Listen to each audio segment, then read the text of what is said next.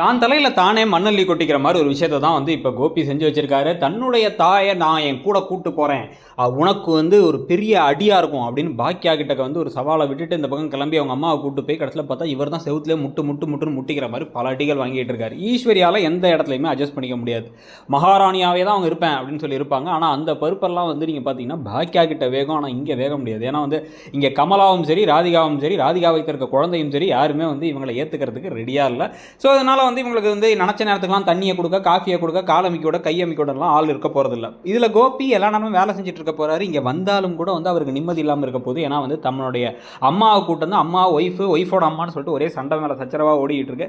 2 நாள் டைமில் எப்படியாச்சும் வந்து வெளில துரத்திருக்கவங்க அம்மாவன்னு சொல்லிட்டு இருக்கிற சமயத்தில் இவரே கடைசியில் ராதிகா பண்ணுற விஷயங்களையும் ஈஸ்வரி பண்ணுற விஷயங்களையும் பார்த்து கடுப்பாய் தயவு செஞ்சு அம்மா நீங்கள் அங்கேயே போயிடுங்கம்மா, நான் வந்து உங்களை அங்கே பார்த்துக்கிறேன்னு சொல்ல போகிறாருன்னு தான் தோணும்.